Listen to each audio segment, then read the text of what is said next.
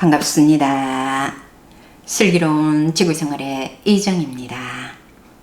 이번에는 단전호흡이 숙달되어 제대로 된 단전호흡이 되려고 하면 어느 정도가 되어야 하는지에 대해서 알아보도록 하겠습니다.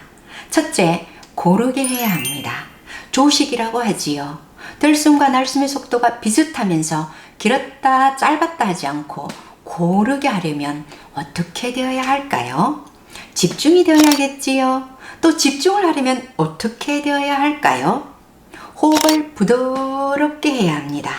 그리고 호흡을 부드럽게 하기 위해서는 감정적인 기복이 없어야 합니다. 감정적인 기복이 있으면 호흡을 부드럽게 하기도 어렵고 집중을 깊게 할 수가 없습니다. 단전호흡에서 집중을 깊게 하지 않고서는 빠른 진전이 어려운 까닭입니다.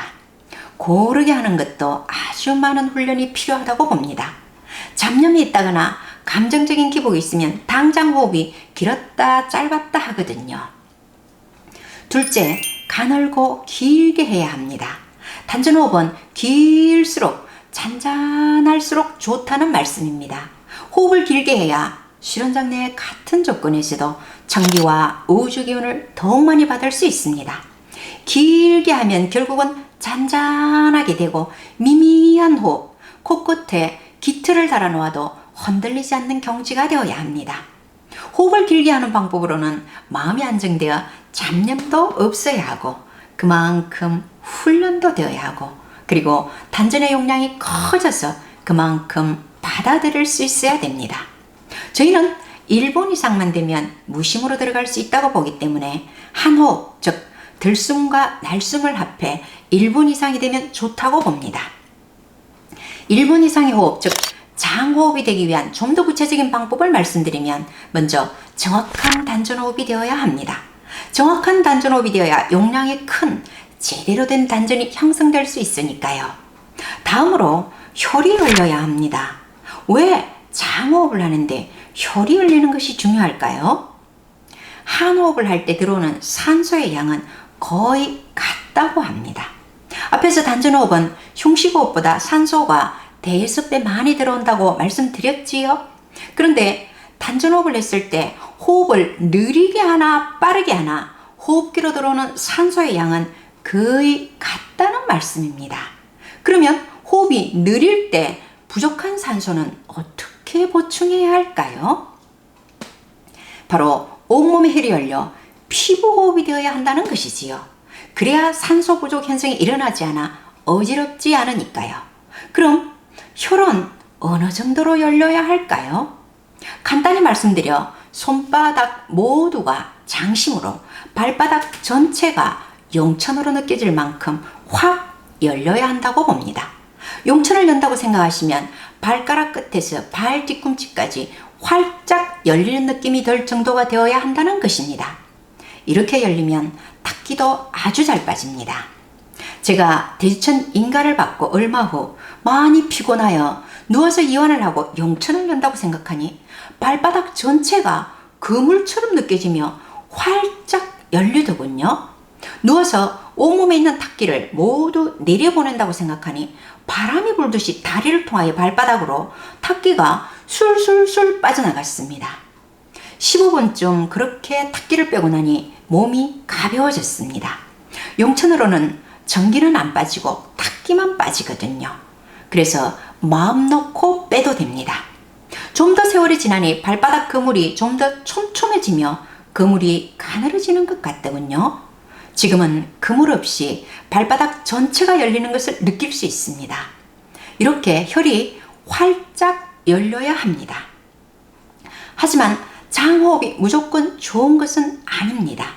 의식이 함께 할 수 있는 장호흡이 되어야 합니다.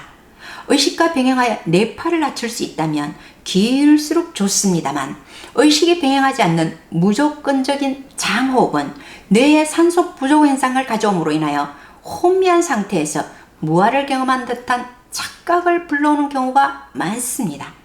장호흡을 하더라도 일어섰을 때 어지럽지 않을 정도의 호흡이 필요합니다.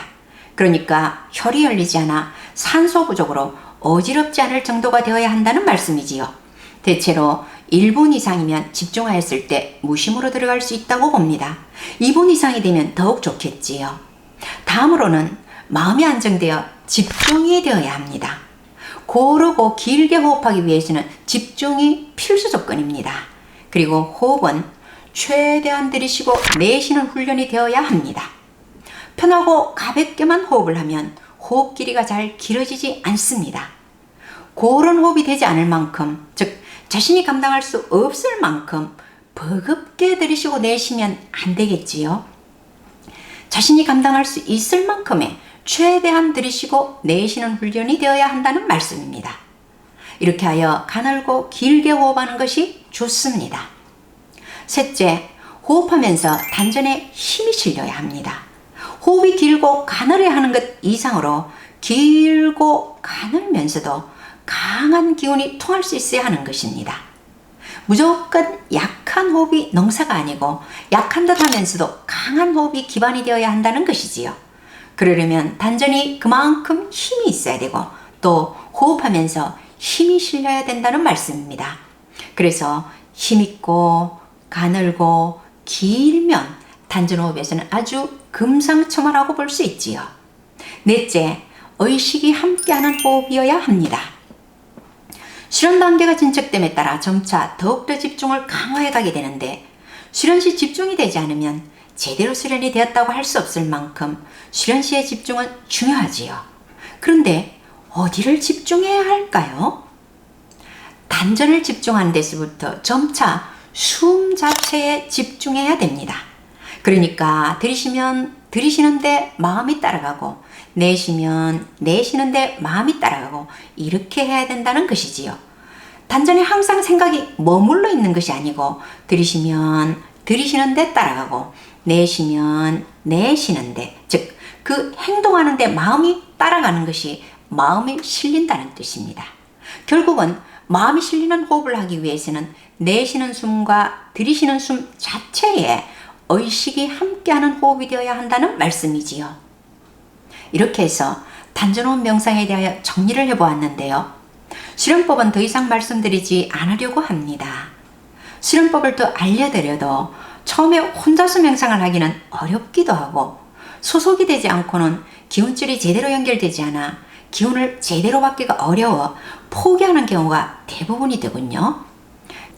그래서 이 단전호흡 명상을 함께 하고자 하시는 분은 국번 없이 1544-11500으로 전화 주시면 친절히 안내해 드리겠습니다. 오늘도 함께 해주셔서 고맙습니다.